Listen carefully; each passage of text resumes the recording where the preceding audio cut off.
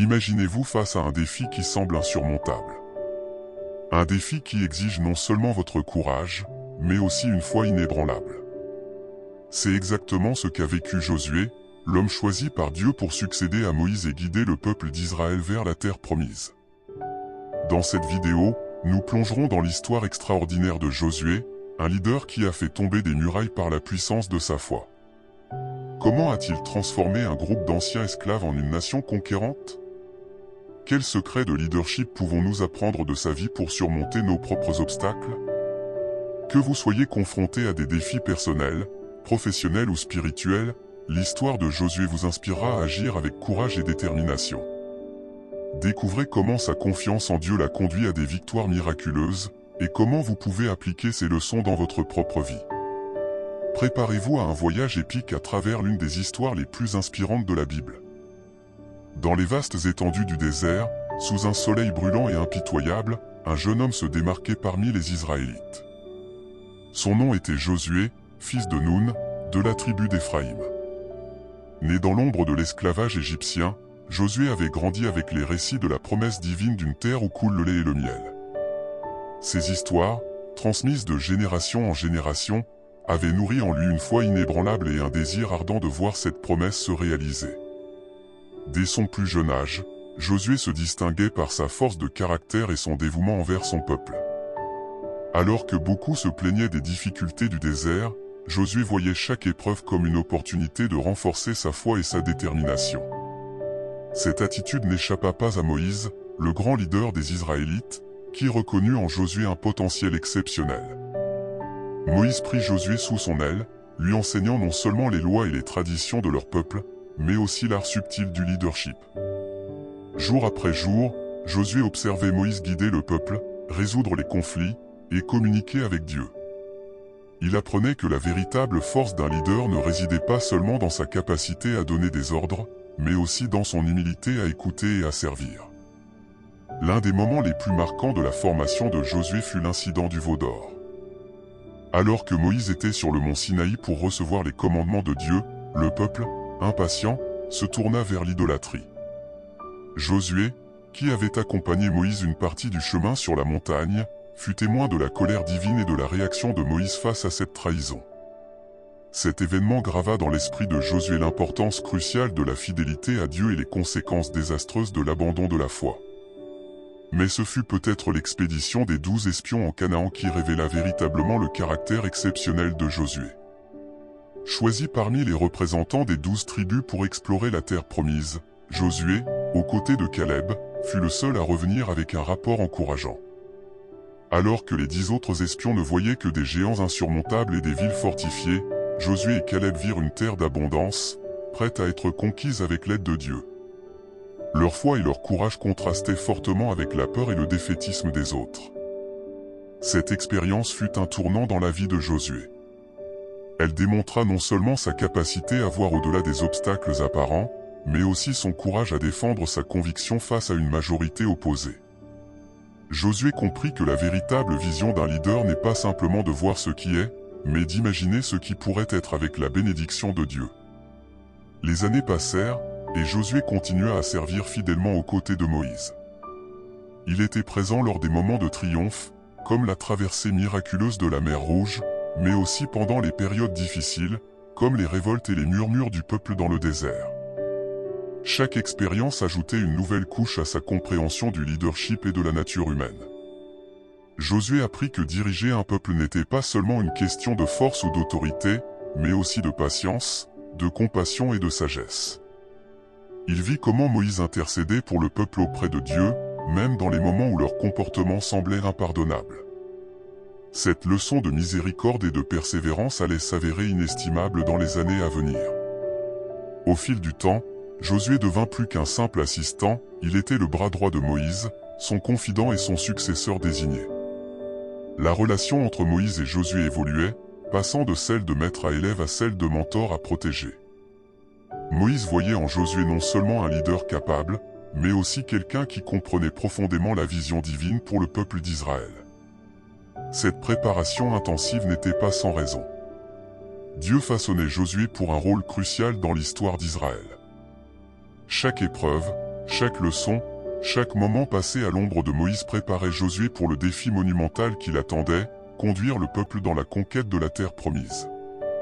Alors que les Israélites approchaient des frontières de Canaan, l'anticipation grandissait. Josué, maintenant un homme mûr, fort de décennies d'expérience et de préparation divine, se tenait prêt. Son cœur battait d'excitation à l'idée de voir enfin se réaliser la promesse faite à Abraham des siècles auparavant. Mais il savait aussi que les défis à venir seraient immenses. La formation de Josué n'était pas seulement une préparation pour la conquête militaire, mais aussi pour le leadership spirituel. Il avait appris que la vraie bataille se gagnait d'abord dans le cœur et l'esprit, avant même que le premier pas ne soit fait sur le champ de bataille. Sa foi en Dieu, forgée à travers les épreuves du désert, allait être le fondement sur lequel la nation d'Israël s'appuierait dans les jours à venir. Alors que le soleil se couchait sur le camp des Israélites, Josué contemplait l'horizon. Demain serait un nouveau jour, le début d'un nouveau chapitre dans l'histoire de son peuple. Avec la sagesse de Moïse résonnant dans son cœur et la promesse de Dieu comme son étoile du nord, Josué se préparait à franchir le seuil d'une nouvelle ère. L'heure était venue pour lui de prendre les rênes et de guider Israël vers son destin. L'air était chargé d'émotions alors que les Israélites se rassemblaient aux plaines de Moab. 40 années s'étaient écoulées depuis leur sortie d'Égypte, et maintenant, ils se tenaient au seuil de la terre promise.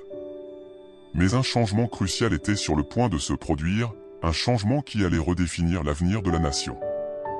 Moïse, le leader vénéré qui avait guidé le peuple à travers le désert, savait que son voyage terrestre touchait à sa fin.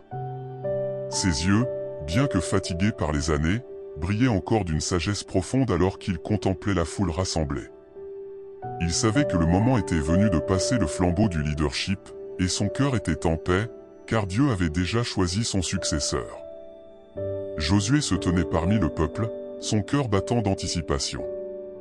Il avait servi fidèlement aux côtés de Moïse pendant des décennies, mais rien ne l'avait préparé à ce moment. La responsabilité qui allait lui incomber était immense, et pourtant, une calme assurance l'habitait. Les années passées à observer Moïse, à apprendre de sa sagesse et de sa foi inébranlable, l'avaient façonné pour ce rôle. Moïse s'avança, sa voix portant sur toute l'assemblée. « L'écoutez, Israël, commença-t-il, ses mots résonnant avec une autorité tranquille. Je suis âgé de 120 ans aujourd'hui. Je ne peux plus aller et venir, et l'Éternel m'a dit, tu ne passeras pas ce Jourdain. » Un murmure parcourut la foule, mélange de tristesse et d'appréhension. Mais Moïse ne s'arrêta pas là. Avec un geste de la main, il appela Josué à s'avancer. « L'Éternel, ton Dieu, marchera lui-même devant toi, déclara Moïse, ses yeux fixés sur Josué. Il ne te délaissera point, il ne t'abandonnera point. Ne crains point, et ne t'effraie point. » Ces paroles résonnèrent profondément en Josué. Il se souvenait des nombreuses fois où il avait vu Moïse faire face à l'adversité avec une foi inébranlable. Maintenant, c'était à son tour de porter ce manteau de leadership, non pas par sa propre force, mais par la puissance de Dieu. La cérémonie de passation du pouvoir était à la fois solennelle et pleine d'espoir. Moïse posa ses mains sur Josué, transmettant symboliquement non seulement l'autorité, mais aussi la bénédiction divine.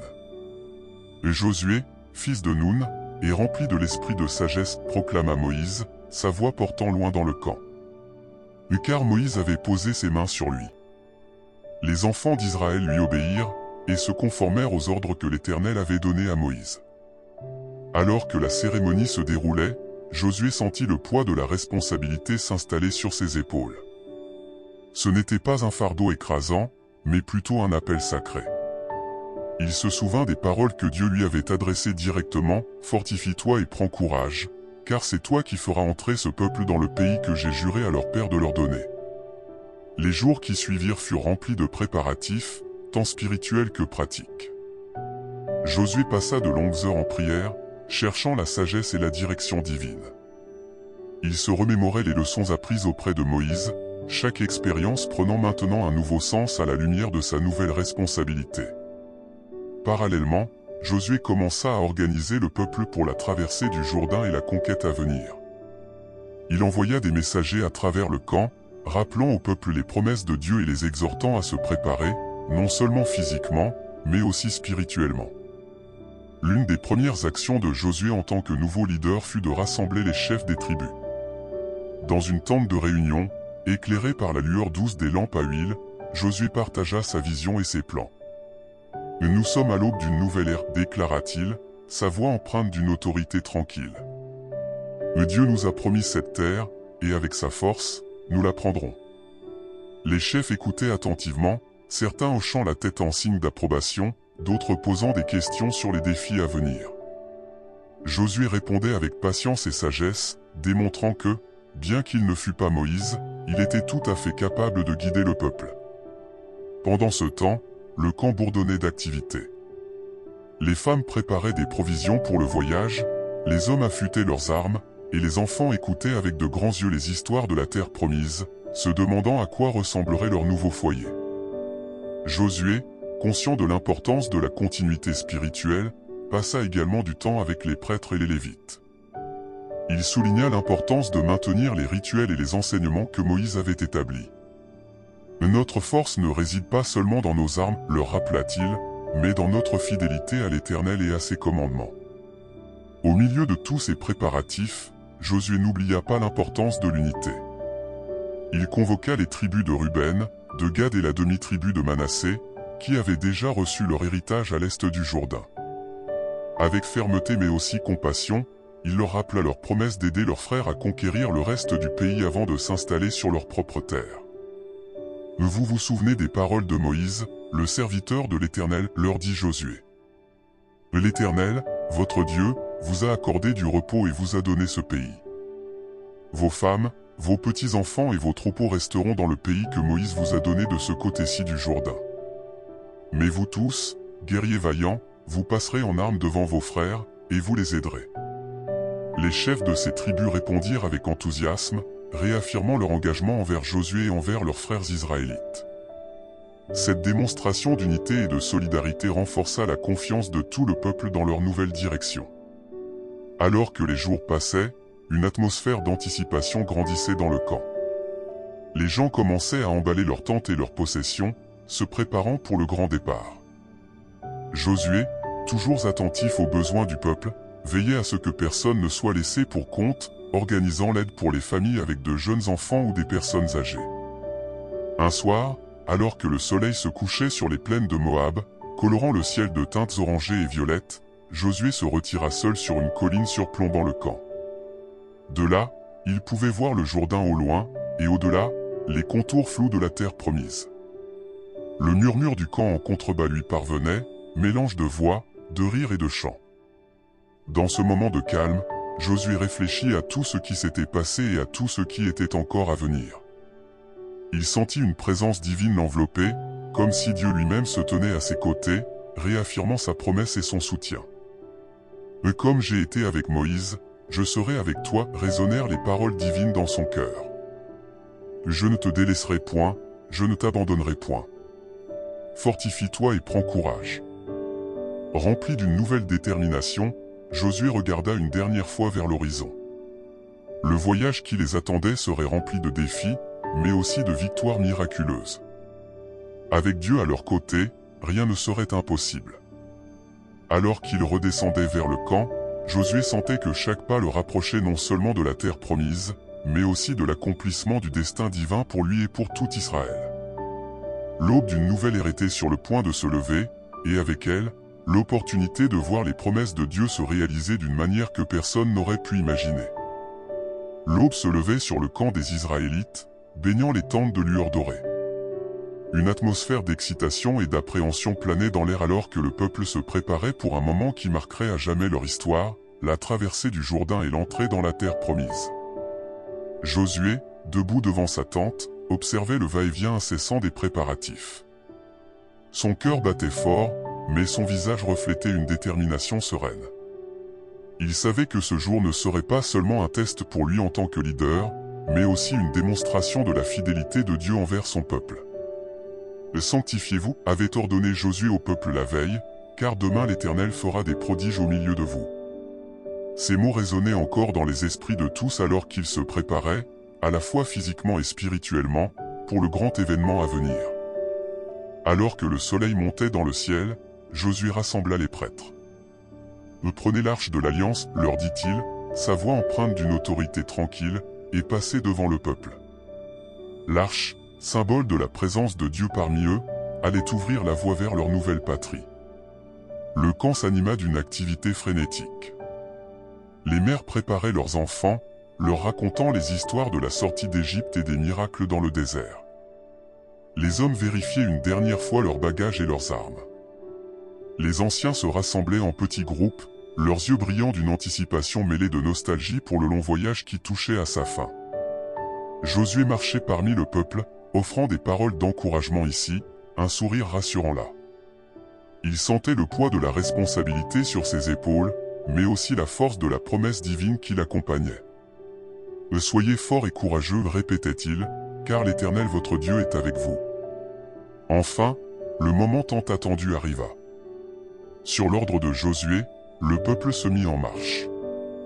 En tête, les prêtres portant l'arche de l'Alliance avançaient d'un pas assuré vers les eaux tumultueuses du Jourdain. Le fleuve, gonflé par les pluies de printemps, semblait un obstacle insurmontable. Un silence expectatif s'abattit sur la foule alors que les prêtres s'approchaient de la rive. Chaque pas les rapprochait des eaux bouillonnantes. Les yeux de tous étaient rivés sur l'arche, symbole de la présence et de la puissance de Dieu. Soudain, alors que les pieds des prêtres touchaient l'eau, un murmure d'émerveillement parcourut la foule. Les eaux du Jourdain commencèrent à se séparer, comme si une main invisible les repoussait. En amont, le fleuve s'arrêta, formant un mur d'eau, tandis qu'en aval, les eaux s'écoulaient, laissant apparaître un passage à sec. « Regardez » s'écria quelqu'un dans la foule. « Et c'est comme la mer Rouge. » Les anciens qui avaient vécu l'exode d'Égypte hochaient la tête, les larmes aux yeux, en voyant ce nouveau miracle se produire devant eux. Josué, debout sur la rive, sentit une vague d'émotion le submerger. C'était plus qu'une simple traversée de fleuve, c'était la confirmation tangible que Dieu était avec eux, qu'il tenait ses promesses, et qu'il allait les conduire à la victoire dans la terre de Canaan. Les prêtres portant l'arche s'avancèrent jusqu'au milieu du lit asséché du fleuve et s'y tinrent fermement. Josué donna alors l'ordre au peuple de traverser. Famille après famille, tribu après tribu, les Israélites passèrent entre les eaux miraculeusement séparées. L'atmosphère était électrique. Des cris de joie et des chants de louange s'élevaient de la foule alors qu'ils traversaient. Les enfants, émerveillés, ramassaient des cailloux lisses du lit du fleuve, créant des souvenirs tangibles de ce jour miraculeux. Au milieu de cette scène extraordinaire, Josué ne perdit pas de vue l'importance du moment pour les générations futures. Il appela 12 hommes, un de chaque tribu, et leur donna une mission spéciale, allez devant l'arche de l'Éternel, votre Dieu, au milieu du Jourdain, et chacun de vous charge une pierre sur son épaule, selon le nombre des tribus des enfants d'Israël, afin que cela soit un signe au milieu de vous. Ces pierres allaient devenir un mémorial, un témoignage tangible pour les générations futures de la fidélité de Dieu et de son intervention miraculeuse. Josué savait que les enfants poseraient des questions sur ces pierres, et que leurs parents pourraient alors raconter l'histoire de ce jour extraordinaire. Pendant des heures, le flot ininterrompu de personnes traversa le lit asséché du Jourdain. Les guerriers des tribus de Ruben, de Gad et de la demi-tribu de Manassé, fidèles à leurs promesses, passèrent en armes devant leurs frères, prêts à les aider dans la conquête de Canaan. Alors que le soleil commençait à descendre vers l'horizon, les derniers Israélites atteignirent l'autre rive. Josué, qui était resté près de l'arche tout au long de la traversée, donna l'ordre aux prêtres de sortir du lit du fleuve. Dans un moment de tension dramatique, les prêtres portant l'arche gravirent la berge opposée. Dès que leurs pieds touchèrent la terre ferme, les eaux du Jourdain se précipitèrent à nouveau, reprenant leur cours tumultueux comme si rien ne s'était passé. Un cri de jubilation s'éleva de la foule. Ils avaient été témoins d'un miracle, une démonstration éclatante de la puissance et de la fidélité de Dieu. Ce jour resterait à jamais gravé dans leur mémoire collective. Josué rassembla le peuple pour un moment de réflexion et de gratitude. « Aujourd'hui, déclara-t-il, sa voix portant loin dans la plaine de Gilgal où il s'était arrêté, l'Éternel vous a élevé aux yeux de tout Israël, afin qu'il sache que je serai avec vous comme j'ai été avec Moïse. » Cette déclaration résonna profondément dans le cœur du peuple. Ils avaient vu Dieu à l'œuvre, confirmant non seulement sa promesse de leur donner cette terre, mais aussi sa confiance en Josué comme leur nouveau leader. Le soir tombait, et les Israélites commencèrent à établir leur camp sur cette nouvelle terre. L'air était rempli d'une atmosphère de célébration mêlée d'anticipation pour les défis à venir. Autour des feux de camp, les gens partageaient leurs impressions de la journée, racontant encore et encore les détails du miracle dont ils avaient été témoins. Josué se retira un moment à l'écart, cherchant un endroit calme pour réfléchir et prier. Il savait que cette traversée miraculeuse n'était que le début. Devant eux se dressaient les murs fortifiés de Jéricho, la première des nombreuses batailles qu'ils devraient mener pour prendre possession de la terre. Alors qu'il contemplait l'horizon, où les dernières lueurs du jour s'estompaient, Josué sentit une présence divine l'envelopper. Une voix, à la fois puissante et rassurante, résonna dans son cœur. « Aujourd'hui, j'ai commencé à t'élever aux yeux de tout Israël, afin qu'ils sachent que je serai avec toi comme j'ai été avec Moïse. » Ces paroles remplirent Josué d'une nouvelle détermination. La traversée du Jourdain n'était pas seulement un miracle pour le peuple, c'était aussi une confirmation divine de son leadership. Avec cette assurance renouvelée, Josué se sentait prêt à affronter les défis qui les attendaient. Retournant au camp, Josué observa les familles qui s'installaient pour la nuit.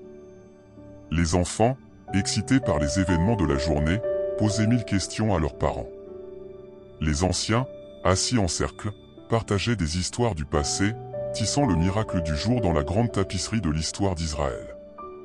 Josué rassembla les chefs des tribus pour une dernière réunion avant la nuit. « Demain, leur dit-il, nous commencerons à explorer cette terre que l'Éternel nous a donnée. Préparez vos hommes, car bientôt nous ferons face à nos premiers défis. » Les chefs acquiescèrent, leur visage reflétant un mélange de détermination et d'anticipation. Ils savaient que la traversée miraculeuse du Jourdain n'était que le prélude à de plus grandes victoires à venir. Alors que la nuit s'installait sur le camp, un sentiment de paix et d'accomplissement régnait. Les Israélites s'endormirent cette nuit-là sur une terre nouvelle, leurs rêves remplis de promesses et de possibilités. Le miracle du Jourdain avait ravivé leur foi et renforcé leur résolution. Pour Josué, allongé dans sa tente, les événements de la journée défilaient dans son esprit. Il savait que chaque pas dans cette nouvelle terre serait un acte de foi, une opportunité de voir Dieu œuvrer de manière puissante. Avec cette pensée réconfortante, il s'endormit, prêt à affronter les défis du lendemain. L'aube se lèverait bientôt sur leur premier jour complet dans la terre promise. Les murs de Jéricho se profilaient à l'horizon, un défi silencieux à leur foi et à leur courage. Mais après avoir vu les eaux du Jourdain se séparer devant eux, les Israélites savaient qu'avec Dieu à leur côté, rien n'était impossible. L'aube se levait sur la plaine de Canaan, baignant de ses premiers rayons les imposantes murailles de Jéricho. Le camp des Israélites bourdonnait déjà d'activité, l'excitation de leur récente traversée miraculeuse du Jourdain encore palpable dans l'air. Josué, debout à l'entrée de sa tente, observait la ville fortifiée au loin, son esprit en ébullition face aux défis qui se dressaient devant eux. La nuit précédente, Josué s'était retiré pour prier, cherchant la sagesse divine pour cette première grande épreuve dans la terre promise. C'est alors qu'une présence puissante l'avait enveloppé, et une voix, à la fois autoritaire et rassurante, avait résonné dans son cœur. « Vois, je livre entre tes mains Jéricho et son roi, ses vaillants guerriers. » Ces paroles avaient rempli Josué d'une confiance renouvelée.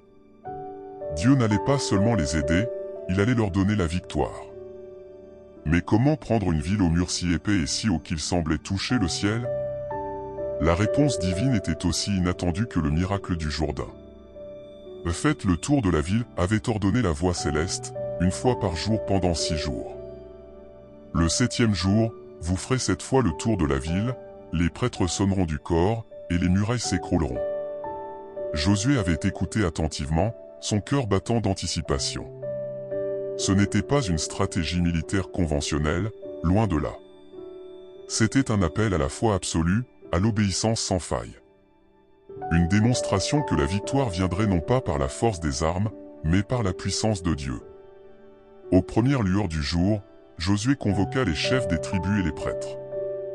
Dans la tente de réunion, éclairé par la lumière dorée du matin filtrant à travers les tissus, il partagea le plan divin. Les visages autour de lui reflétaient un mélange de surprise, d'excitation et, pour certains, d'incrédulité. Mes frères, déclara Josué, sa voix empreinte d'une autorité tranquille, l'Éternel nous a donné une stratégie qui peut sembler étrange à nos yeux. Mais rappelez-vous du Jourdain. Rappelez-vous de la mer Rouge. Notre Dieu est un Dieu de miracles, et il nous demande aujourd'hui d'avoir foi en lui.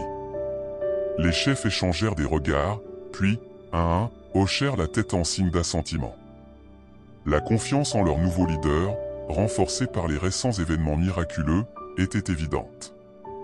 Josué poursuivit, détaillant le plan avec précision. « Nous marcherons en silence, expliqua-t-il. Seul le son des corps des prêtres brisera ce silence. Et surtout, n'oubliez pas, la ville et tout ce qu'elle contient doivent être voués à l'Éternel pour la destruction. C'est un acte de jugement divin, et nous devons obéir scrupuleusement. » Alors que le soleil montait dans le ciel, l'armée d'Israël se mit en ordre de marche. En tête, les guerriers d'élite, suivis par 7 prêtres portant des corps. Derrière eux, l'arche de l'Alliance, symbole de la présence de Dieu parmi son peuple. Enfin, l'arrière-garde fermait la procession. Le cœur de Josué battait fort alors qu'il donnait l'ordre de commencer. Les trompettes retentirent, brisant le silence du matin, et la procession se mit en mouvement. De l'autre côté des murs de Jéricho, on pouvait entendre l'agitation et la confusion monter alors que les habitants observaient ce spectacle étrange. Jour après jour, la scène se répéta. Les Israélites faisaient le tour de la ville une fois, puis retournaient à leur camp. Les habitants de Jéricho, d'abord alarmés, commencèrent à se moquer de ce qui leur semblait être une tactique absurde. Mais Josué restait inébranlable. Chaque soir, il rassemblait le peuple, les encourageant à garder la foi, à rester fidèles au plan divin. Et n'oubliez pas, leur rappelait-il, que c'est l'Éternel qui combat pour nous. Notre rôle est d'obéir et de croire. Au sein du camp israélite, l'atmosphère était chargée d'une tension croissante. Certains murmuraient, se demandant si cette stratégie allait vraiment fonctionner. D'autres, se souvenant du miracle du Jourdain, attendaient avec impatience de voir Dieu agir à nouveau. Le 6e jour arriva, semblable au précédent. Mais ce soir-là, Josué convoqua à nouveau les chefs et le peuple. « Préparez-vous, leur dit-il, ses yeux brillants d'une foi inébranlable. Demain, l'Éternel nous livrera la ville. » Il expliqua en détail le plan pour le 7e jour, 7 tours de la ville, suivi d'un long coup de trompette et d'un grand cri du peuple. « Et les murailles de la ville s'écrouleront, conclut-il avec assurance. Cette nuit-là, peu dormirent dans le camp israélite. L'anticipation était palpable. Certains priaient en silence, d'autres révisaient leurs armes, tous attendaient l'aube avec impatience. Aux premières lueurs du jour, le camp s'anima. Les guerriers prirent position, les prêtres saisirent leur corps, et l'arche fut préparée. Josué, debout devant le peuple, leva la main. « Marchons, ordonna-t-il simplement. » Le premier tour commença dans un silence solennel, brisé uniquement par le son des corps. Les habitants de Jéricho, habitués à ce spectacle depuis 6 jours, observaient avec un mélange de curiosité et de dédain. Deuxième tour, troisième tour. L'atmosphère se chargeait d'électricité à mesure que la journée avançait. Les Israélites, malgré la fatigue, sentaient que quelque chose d'extraordinaire allait se produire. 4e, 5e, 6e tour. La tension était à son comble. Les regards se tournaient constamment vers Josué, guettant le signal. Enfin, le 7e tour commença. Le peuple retenait son souffle, chaque pas les rapprochant du moment crucial. Josué, en tête de la procession, sentait son cœur battre à tout rompre. Alors qu'ils achevaient ce dernier tour, Josué leva soudain la main. « Maintenant, cria-t-il. Vous poussez la clameur, car l'Éternel vous a livré la ville. » Le son des trompettes explosa dans l'air, immédiatement suivi par le cri assourdissant de milliers de voix. Le bruit était si puissant qu'il semblait faire vibrer l'air lui-même. Et puis, cela se produisit. D'abord, ce ne fut qu'un léger tremblement, à peine perceptible. Puis, en quelques instants, l'impensable devint réalité. Les murs massifs de Jéricho, ces remparts qui avaient résisté à des siècles d'assauts et d'intempéries, commencèrent à s'effondrer. Dans un fracas assourdissant, des pans entiers de murailles s'écroulèrent, soulevant des nuages de poussière qui obscurcirent momentanément le soleil. Les cris de terreur des habitants de Jéricho se mêlaient aux acclamations de victoire des Israélites. Josué, témoin de ce miracle stupéfiant, sentit une vague d'émotion le submerger. C'était plus qu'une victoire militaire, c'était la confirmation éclatante de la fidélité de Dieu et de la puissance de l'obéissance. « En avant !» cria-t-il, brandissant son épée. « La ville est à nous. Souvenez-vous des ordres de l'Éternel. » Les guerriers israélites s'élancèrent à travers les brèches, pénétrant dans la ville en ruine. La conquête de Jéricho était en cours, une conquête qui marquerait le début de leur établissement dans la terre promise. Au milieu du chaos et de la poussière, Josué repéra deux jeunes hommes qui se dirigeaient vers une maison spécifique sur le mur. Il se souvint alors de la promesse faite à Rahab, la femme qui avait caché les espions israélites. Allez, leur avait-il ordonné, et faites sortir de là cette femme et tous ceux qui lui appartiennent, comme vous le lui avez juré. Cette action, au cœur même de la conquête, démontrait que même dans le jugement, il y avait place pour la miséricorde. Rahab, par sa foi et son courage, avait gagné non seulement sa survie, mais aussi une place dans l'histoire du peuple de Dieu. Alors que le soleil commençait à descendre sur l'horizon, la ville de Jéricho n'était plus qu'un champ de ruines fumantes. Les Israélites, suivant scrupuleusement les ordres divins, avaient détruit tout ce qui s'y trouvait, à l'exception de l'or, de l'argent et des objets de bronze et de fer, qui furent mis dans le trésor de la maison de l'Éternel. Josué rassembla le peuple pour un moment de réflexion et de gratitude. « Aujourd'hui, déclara-t-il, sa voix portant loin dans la plaine, nous avons été témoins de la puissance de notre Dieu. Ce n'est pas par notre force que ces murs sont tombés, mais par sa main puissante. » Il marqua une pause, laissant ses paroles pénétrer les cœurs. « Mais rappelez-vous, poursuivit-il, avec une grande puissance vient une grande responsabilité. Nous devons rester fidèles au commandement de l'Éternel dans tout ce que nous faisons. » Cette victoire miraculeuse à Jéricho était plus qu'un simple triomphe militaire. C'était une leçon vivante de foi, d'obéissance et de la puissance de Dieu. Elle allait rester gravée dans la mémoire collective d'Israël pendant des générations, un témoignage de ce qui peut être accompli quand un peuple marche en harmonie avec la volonté divine. Alors que la nuit tombait sur les ruines de Jéricho, Josué se retira pour un moment de solitude et de prière. Il savait que cette victoire n'était que le début. D'autres villes, d'autres batailles les attendaient. Mais ce jour avait prouvé, sans l'ombre d'un doute, que tant qu'ils resteraient fidèles à Dieu, rien ne pourrait leur résister. Dans le camp israélite, l'atmosphère était à la célébration, mais aussi à la réflexion. Les gens partageaient leurs impressions de la journée, racontant encore et encore les détails du miracle dont ils avaient été témoins. Les anciens rappelaient aux plus jeunes l'importance de se souvenir de ce jour, de le transmettre à leurs enfants et aux enfants de leurs enfants. Josué, rejoignant le camp, fut accueilli par des acclamations de joie et de respect. Il pouvait voir dans les yeux de son peuple une foi renouvelée, une confiance renforcée non seulement en Dieu, mais aussi en son leadership. Cependant, au milieu de la célébration, Josué restait conscient des défis à venir. La conquête de Jéricho n'était que la première étape d'une longue campagne pour prendre possession de la terre que Dieu leur avait promise. Il savait que chaque nouvelle ville, chaque nouvelle bataille, serait un test de leur foi et de leur obéissance. Cette nuit-là, alors que le camp s'endormait peu à peu, Josué resta éveillé, contemplant les étoiles. Il réfléchissait aux événements de la journée, à la façon dont Dieu avait tenu sa promesse de manière si spectaculaire. Mais il pensait aussi à l'avenir, aux nombreux défis qui les attendaient encore. « Le Seigneur, pria-t-il doucement, guide-nous dans les jours à venir. Que nous restions toujours fidèles à ta parole, obéissant à tes commandements. Car c'est en toi seul que réside notre force. » Avec ces pensées, Josué se prépara pour le repos, sachant que l'aube apporterait de nouveaux défis, de nouvelles opportunités de voir Dieu à l'œuvre. La conquête de Canaan ne faisait que commencer, et avec elle, une nouvelle ère pour le peuple d'Israël.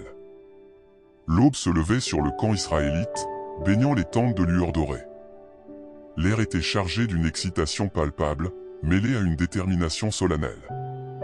La victoire miraculeuse à Jéricho avait galvanisé le peuple, renforçant leur foi en Dieu et leur confiance en Josué. Cependant, leur leader savait que ce n'était que le début d'une longue campagne pour conquérir la terre que l'Éternel leur avait promise. Josué, debout à l'entrée de sa tente, observait le camp s'éveiller. Son visage, marqué par les années et les épreuves, reflétait une sagesse tranquille. Il savait que chaque nouvelle bataille apporterait son lot de défis, testant non seulement leur force militaire, mais aussi leur foi et leur obéissance au commandement divin. Rassembler les chefs des tribus, ordonna-t-il à un jeune assistant. Peu après, les leaders d'Israël se réunissaient dans la tente de Josué, leur visage reflétant un mélange d'anticipation et de respect. « Mes frères, commença Josué, sa voix calme mais emplie d'autorité, l'Éternel nous a donné une grande victoire à Jéricho. Mais notre tâche est loin d'être terminée. Devant nous se dressent encore de nombreuses villes, de nombreux peuples à conquérir. Nous devons rester vigilants, fidèles et obéissants à la volonté de Dieu. » Les chefs acquiescèrent, leurs yeux brillants de détermination. L'un d'eux, un homme âgé de la tribu de Juda, prit la parole. « Quelle est notre prochaine cible, Josué ?» Josué déroula une carte rudimentaire de la région. Son doigt se posa sur un point. « Aïe, dit-il. Une ville plus petite que Jéricho, mais stratégiquement importante. Sa conquête nous ouvrira la voie vers le cœur de Canaan. » Les préparatifs pour l'attaque d'Aï commencèrent immédiatement. Josué, fidèle à sa formation sous Moïse, envoya des espions pour reconnaître la ville et ses défenses.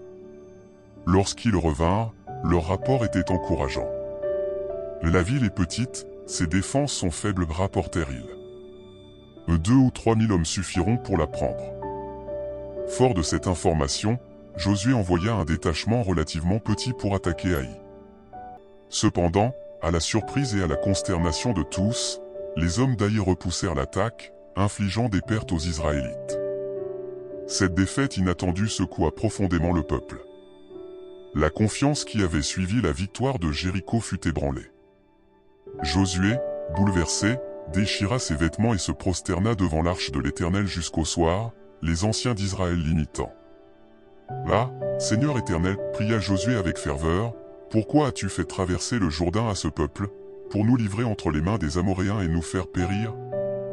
La réponse divine ne tarda pas à venir, révélant la cause de leur défaite. Il y avait eu une transgression dans le camp. Quelqu'un avait désobéi aux ordres divins concernant le butin de Jéricho, prenant ce qui devait être détruit. Josué, guidé par Dieu, mena une enquête minutieuse qui révéla le coupable, Akan, de la tribu de Juda. Confronté à sa faute, Akan confessa avoir pris un beau manteau de Shinéar, 200 cycles d'argent et un lingot d'or. Cette révélation fut un moment douloureux mais nécessaire pour Israël. Josué comprit que la sainteté et l'obéissance étaient cruciales pour leur succès. Le jugement d'Akan fut sévère, conformément à la loi divine, servant de rappel solennel de l'importance de l'obéissance. Ayant traité ce problème, Josué se tourna à nouveau vers la conquête d'Aï, cette fois avec une stratégie différente inspirée par Dieu. Il divisa ses forces, plaçant une embuscade derrière la ville tandis que le gros de l'armée attaquerait de front. La bataille qui s'ensuivit fut un succès retentissant. Les défenseurs d'Aï, attirés hors de leur ville par une feinte de retraite des Israélites, se retrouvèrent pris entre deux feux. La ville tomba, marquant une étape importante dans la conquête de Canaan. Cette victoire restaura la confiance du peuple, mais elle apporta aussi une leçon précieuse. Josué comprit que chaque bataille nécessitait non seulement une stratégie militaire, mais aussi une préparation spirituelle et une obéissance absolue au commandement divin. Après Aï, les campagnes se succédèrent. Chaque ville, chaque région présentait ses propres défis. Josué, guidé par la sagesse divine, adaptait constamment ses tactiques. Parfois, c'était la force brute qui prévalait. D'autres fois, c'était la ruse ou la diplomatie qui ouvrait les portes des cités ennemies. L'un des moments les plus mémorables de cette période fut la bataille contre une coalition de rois du sud de Canaan. Alertés par la chute de Jéricho et d'Aï, ces rois s'étaient alliés pour faire face à la menace israélite. Leur armée combinée représentait un défi formidable, même pour les Israélites enhardis par leur récente victoire. La veille de cette bataille cruciale, Josué se retira pour prier. Dans le calme de la nuit, il chercha la guidance divine, conscient que l'issue de cette confrontation pourrait déterminer le sort de toute la campagne. La réponse divine fut claire et rassurante, « N'aie pas peur d'eux, car je les ai livrés entre tes mains. Aucun d'eux ne pourra te résister. » Fort de cette assurance, Josué mena ses troupes à la bataille dès l'aube. Ce qui suivit fut l'une des victoires les plus spectaculaires et miraculeuses de l'histoire d'Israël. Non seulement les Israélites vainquirent leurs ennemis sur le champ de bataille, mais Dieu lui-même intervint, faisant pleuvoir de grosses pierres du ciel sur les fuyards. C'est lors de cette bataille que se produisit l'un des événements les plus extraordinaires de la conquête. Alors que le jour déclinait et que la victoire était à portée de main, Josué, inspiré par une foi audacieuse, s'adressa directement au soleil et à la lune. « Le soleil, arrête-toi sur Gabaon, et toi, lune, sur la vallée d'Ajalon. » À l'étonnement de tous, le soleil s'arrêta et la lune suspendit sa course, prolongeant le jour jusqu'à ce que la victoire soit complète. Ce miracle extraordinaire resta gravé dans la mémoire collective d'Israël, un témoignage de la puissance de Dieu et de la foi de Josué. Cette victoire marqua un tournant dans la conquête de Canaan. Les nouvelles de ce triomphe miraculeux se répandirent rapidement, semant la terreur parmi les peuples de Canaan. Beaucoup commencèrent à voir les Israélites non pas simplement comme des envahisseurs, mais comme le peuple d'un Dieu tout-puissant. Cependant, la conquête n'était pas sans ses défis et ses revers. L'un des épisodes les plus instructifs fut l'affaire des Gabaonites. Ces habitants de Canaan, terrifiés par les victoires israélites, eurent recours à la ruse. Ils se présentèrent à Josué, vêtus de haillons et portant des provisions moisies, prétendant venir d'un pays lointain pour conclure une alliance. Josué et les anciens, négligeant de consulter l'Éternel, furent dupés par cette ruse et conclurent un traité de paix avec les Gabaonites. Ce n'est que plus tard qu'ils découvrirent la vérité, se retrouvant liés par un serment qu'ils ne pouvaient rompre sans déshonneur. Cette expérience fut une leçon d'humilité pour Josué et les leaders d'Israël. Elle leur rappela l'importance de chercher constamment la guidance divine, même dans les situations apparemment simples. Josué décida de respecter le traité, transformant les Gabaonites en serviteurs pour le sanctuaire de l'Éternel, une décision qui démontra à la fois sa sagesse et son intégrité. Au fil des campagnes, Josué dut faire face à une variété de défis tactiques et stratégiques. Les batailles n'étaient pas toujours des confrontations directes. Parfois, il fallait assiéger des villes fortifiées, d'autres fois mener des campagnes éclairs contre des ennemis mobiles. L'une des campagnes les plus difficiles fut celle contre les rois du nord de Canaan, menée par Jabin, roi de Hatzor. Ces rois rassemblèrent une armée immense, aussi nombreuse que le sable qui est sur le bord de la mer, avec des chevaux et des chars en grand nombre. Face à cette force écrasante, Josué aurait pu hésiter. Mais sa confiance en Dieu restait inébranlable. La parole divine vint à lui, rassurante, « N'aie pas peur d'eux, car demain, à cette heure-ci, je les livrerai tous transpercés devant Israël. » Fidèle à cette promesse, Josué lança une attaque surprise, prenant l'ennemi au dépourvu. La bataille qui s'ensuivit fut décisive, brisant la puissance des rois du Nord et ouvrant la voie à la conquête de leur territoire. Au fur et à mesure que la conquête progressait, Josué veillait non seulement à la stratégie militaire, mais aussi à l'établissement du peuple dans leur nouvelle patrie. Il commença à diviser les terres conquises entre les tribus, un processus qui demandait sagesse et diplomatie pour éviter les conflits internes. Cette phase de la conquête fut marquée par un mélange de batailles spectaculaires et de travail patient d'établissement. Josué devait jongler entre son rôle de chef militaire et celui d'administrateur, guidant le peuple non seulement dans la guerre, mais aussi dans la paix. L'un des aspects les plus importants de cette période fut l'établissement des villes de refuge, conformément aux instructions divines données à Moïse. Ces villes offraient une protection à ceux qui avaient commis un homicide involontaire, incarnant les principes de justice et de miséricorde au cœur de la loi divine. Alors que la conquête touchait à sa fin, Josué, maintenant âgé, pouvait contempler l'accomplissement de la promesse divine. Le peuple d'Israël était établi dans la terre promise à leurs ancêtres. Cependant, il restait encore des poches de résistance, des territoires non conquis. Dans un discours mémorable aux chefs d'Israël, Josué les exhorta à persévérer. Vous voyez tout ce que l'Éternel, votre Dieu, a fait à toutes ces nations devant vous, car c'est l'Éternel, votre Dieu, qui a combattu pour vous. Voyez, je vous ai distribué par le sort en héritage pour vos tribus ces nations qui sont restées. L'Éternel, votre Dieu, les chassera devant vous et les dépossédera, et vous posséderez leur pays, comme l'Éternel, votre Dieu, vous l'a dit.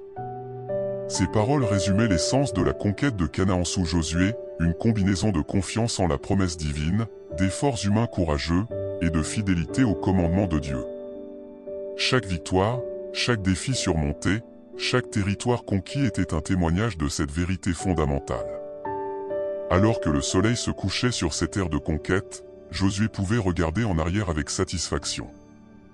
Des murs tombés de Jéricho aux batailles épiques contre les coalitions des rois cananéens, chaque étape avait été un voyage de foi, d'obéissance et de courage.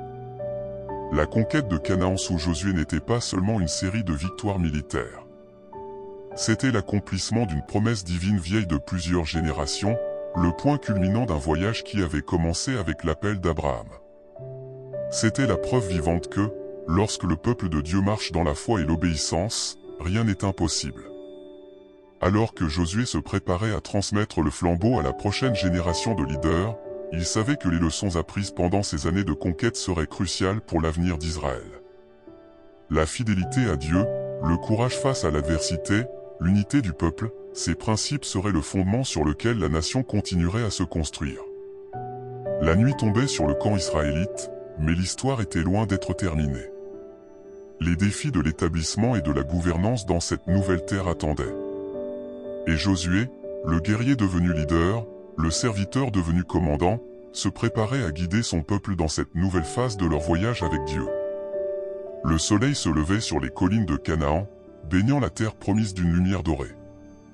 Les années de conquête avaient laissé place à une nouvelle ère pour le peuple d'Israël.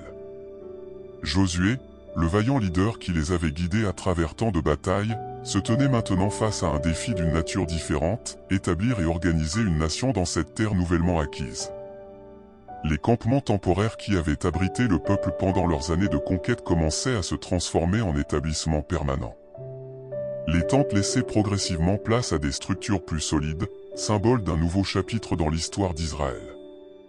L'air était rempli du son des marteaux et des scies, alors que les Israélites s'attelaient à la tâche de construire leur nouveau foyer. Josué, malgré le poids des années, restait infatigable. Chaque matin, il se levait avant l'aube, prenant le temps de méditer sur la loi de l'Éternel et de chercher la sagesse divine pour les défis de la journée à venir. Il savait que la transition de la vie nomade à une existence sédentaire serait semée d'embûches. Un matin, alors que les premiers rayons du soleil perçaient à travers les nuages, Josué convoqua les chefs des tribus. Ils se rassemblèrent sous un grand chêne, symbole de force et de longévité, pour discuter de la répartition des terres. « Mes frères, commença Josué, sa voix portant l'autorité de l'expérience et la sagesse des années, l'Éternel nous a donné cette terre comme il l'avait promis à nos pères.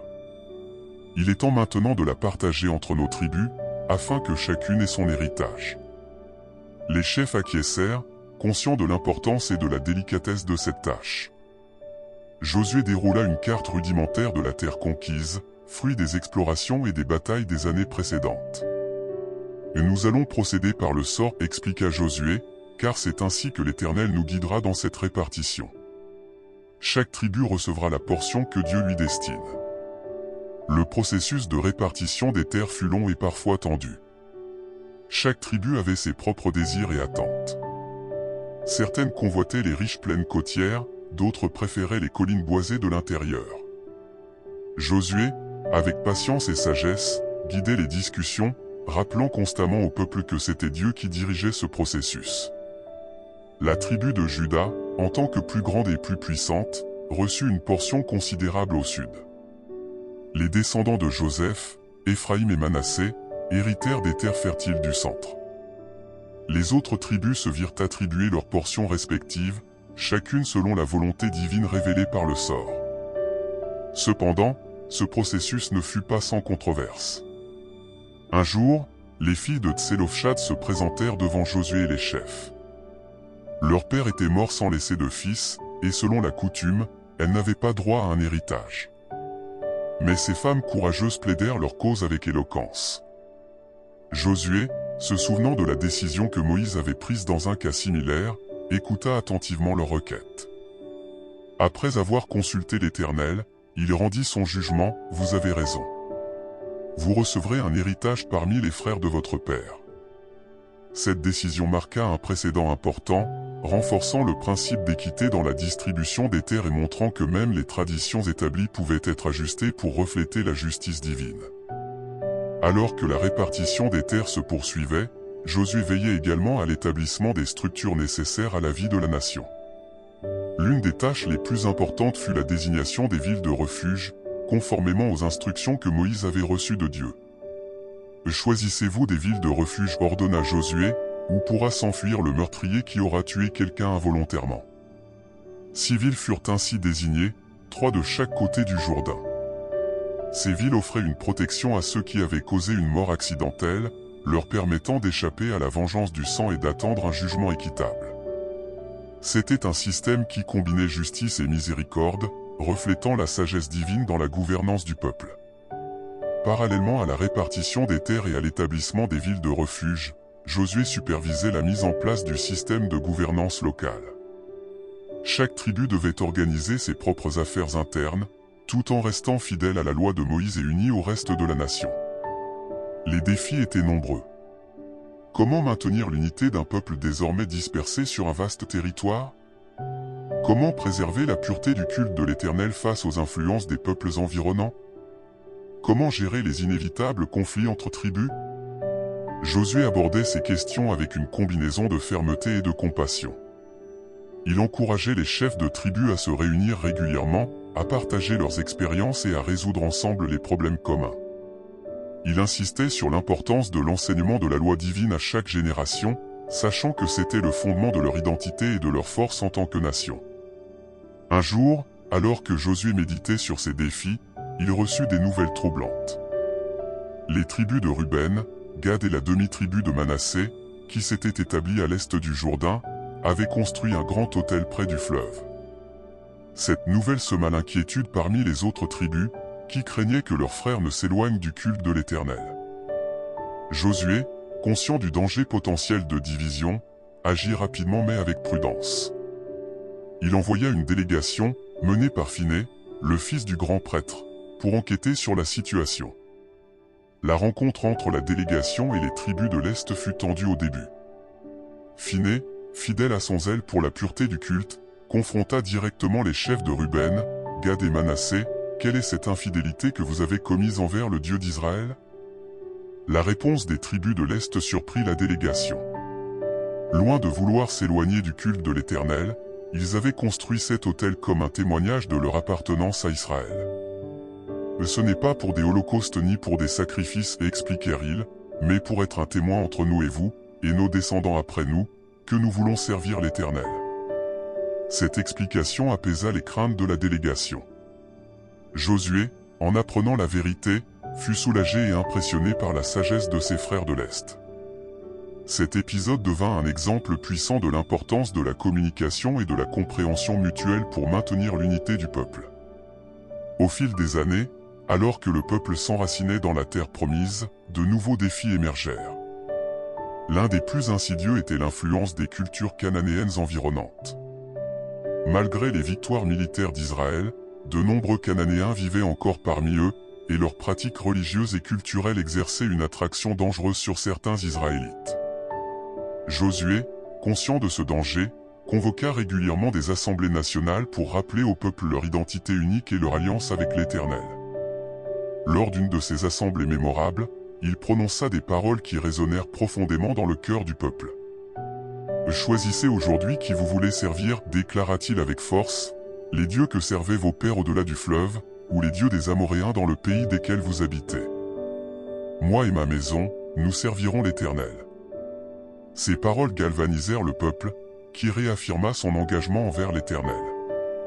Cependant, Josué savait que les paroles seules ne suffisaient pas. Il encouragea la mise en place de structures pour soutenir la vie spirituelle de la nation. Les Lévites, dispersés parmi les tribus, jouèrent un rôle crucial dans cet effort.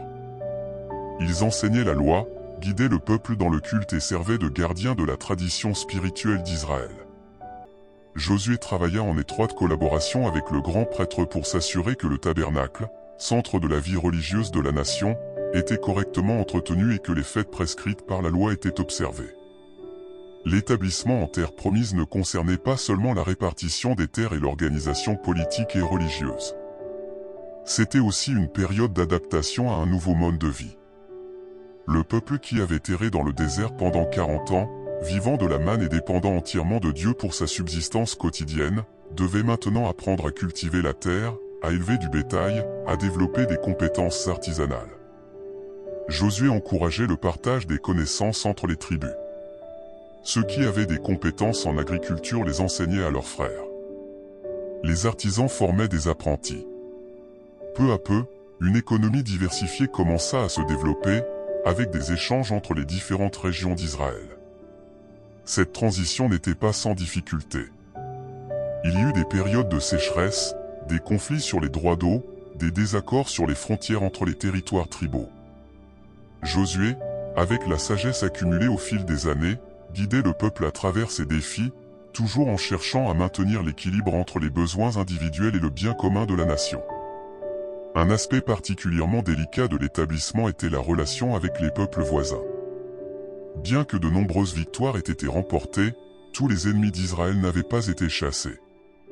Josué devait naviguer entre la nécessité de protéger le peuple contre les influences étrangères et le besoin pragmatique de coexistence pacifique. Il établit des lignes directrices claires pour les interactions avec les étrangers, basées sur les principes de la loi mosaïque. Les Israélites devaient traiter les étrangers vivant parmi eux avec justice et compassion, tout en restant fermes dans leur propre foi et leurs pratiques. Alors que les années passaient, Josué sentait le poids de l'âge.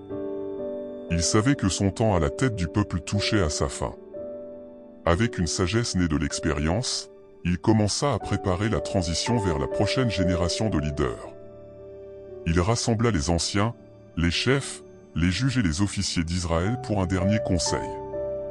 Son discours ce jour-là fut empreint à la fois de gratitude pour le passé et d'avertissement pour l'avenir. Vous avez vu tout ce que l'Éternel, votre Dieu, a fait à toutes ces nations devant vous, rappela Josué. C'est l'Éternel, votre Dieu, qui a combattu pour vous.